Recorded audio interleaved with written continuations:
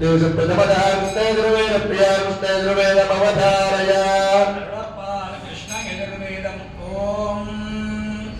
देवासुरा संयत्ता आसन्ते देवा विजयमुपयन्तोऽग्नौ वामं वसुसंयदधते नमो भविष्यति यजनो देष्यन्तीति तदज्ञन्यकामयततेनापाक्रामत्तद्देवा विचित्या वरुत्समाना अन्वायन्तदस्य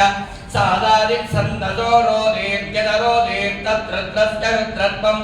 यदत्प्रशीयत तत्र तदङ्गिरण्यमभवत्तस्मात् रजतं गिरण्यमदक्षिण्यमसृजं हि यो वरेति ददाति पुरास्य संवत्सरात् गृहेर्दन्ति तस्मात् वरेति न देयकं सोऽग्निरब्रवीत् भाग्यसात् न्यथव इदमिति पुनराधेयन्ते केवलमित्यब्रुवन् रुद्रवत्कर्तवित्यब्रवीत् गोमत्तेवद्गमज्ञिमा तथा इति तं कूटाधत्ततेन ॐ स्वस्ति श्रीरामायण व्या श्रीरामायण सुंदरकांडमवधारय श्रीमती रामानुजाय नमः श्री रघुनंदन परब्रह्मणे नमः अथा श्रीमद् रामायणे वाल्मीकि सुंदरकांडे 18 सर्गः तथा विप्रेक्षमाणस्य वनं पुष्पितपालवं विचिन्वतश्च वैदेहीं किञ्चिच्छेषा हर्षाभवत् तथा विप्रेक्षमाणस्य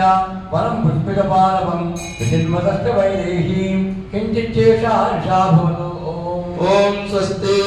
श्री वेंकटाचलमहात्म्य प्रिया श्री वेंकटाचलमहात्म्यमवधारय श्री श्रीनिवास ब्रह्मणे नमः श्रियकान्ताय कल्याणनिधये हृदयेऽर्थिनां श्रीवेङ्कटनिवासाय श्रीनिवासाय मङ्गलम् श्रीवेङ्कटाचलमहात्म्ये वराहपुराणे पूर्वभागे अथ पञ्चचत्वारिंशोऽध्याय प्रारम्भः दशरथेन वेङ्कटाचलवासी महर्षि चरित्र दर्शनं सूतवाच ततो राजा दशरथो वसिष्ठेन सह प्रभुः पश्यन् वनं रम्यासानूनि शिखराणि च ततो राजा दशरथो वसिष्ठेन सह प्रभुः पश्यन् वनं रम्यासानूनि शिखराणि च ओम स्वस्ति श्रीमद्गीता भाष्य प्रिया श्रीमद्गीता भाष्यमवधारय श्रीमते रामानुजाय नमः अथ चतुर्थाध्यायः तृतीये अध्याये प्रकृतिसंसृष्टस्य मुमुक्षोः सहसा ज्ञानयोगे अनधिकारात् कर्मयोग एव कार्यः